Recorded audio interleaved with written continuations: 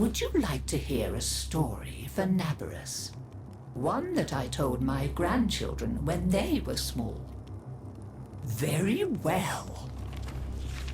Long ago, in the Orokin days, a golden people lived in spoiled luxury.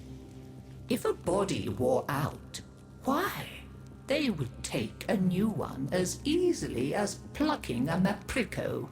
Such was the mystery of the Kuva. So, what became of death and disease? Oh, they were abundant, but not for the Orokin. They were above petty death. Such was their contempt that they decreed a special day on which to make fun of it.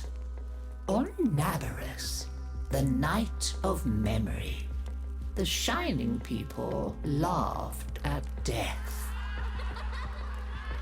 They dressed in costumes that recalled the old days of mortality. Skulls grinned, hallways guttered with demon lights. For one night, beauty was banished. Rot and monstrosity held sway.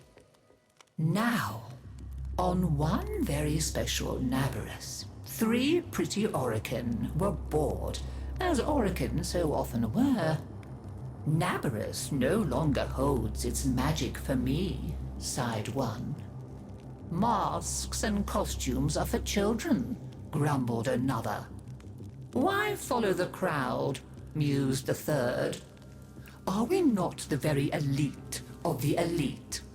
Ha ha! Up, my Kissingtons, my luscious loves. Send for blue Kuva and hot lights. I have a sport that will mend all. And in the corridor, behind a curtain, a solitary silent girl heard them and said nothing. Then the 3 were very wicked. For what do you think they did?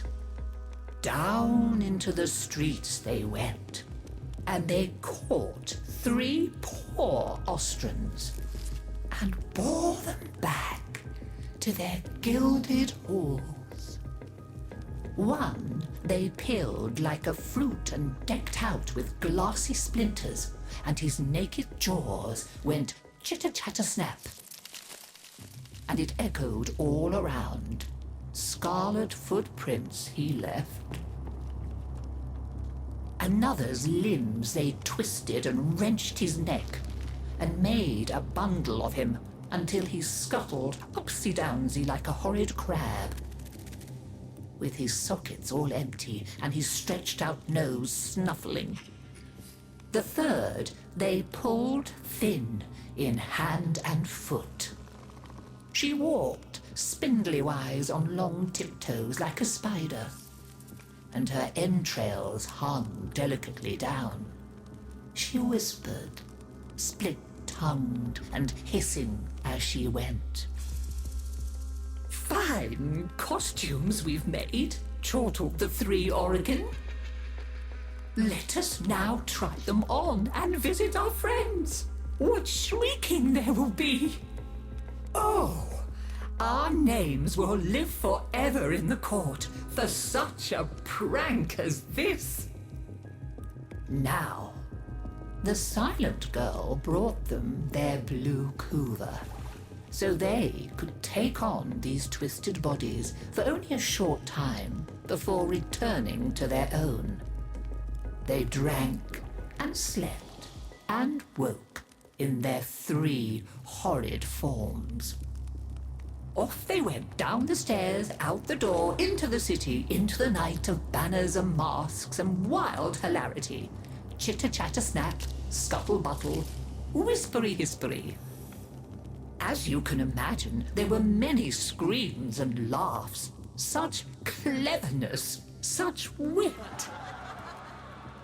But in a high room of the tower, the silent girl looked at the faces of the 3 sleeping Orokin. she went and opened a little ivory door that she was not supposed to know about, and drew forth a flask that she would have been glassed for even looking at. A flask of crimson kuva, the scarlet seal upon continuity, permanent. And she tipped it down 3 cruel throats. With a little laugh, she went skating away, never to return.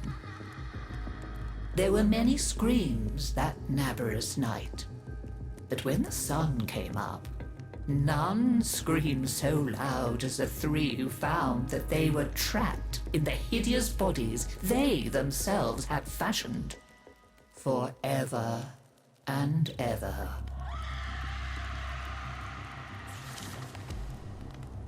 So, listen carefully, Tenno, and beware, for you may hear them coming tonight. Whispery-hispery on long stalking bones, scuttle-buttle with his eyes all empty, and skinless, dripping-handed, chitter-chatter-snap. Happy Naberus!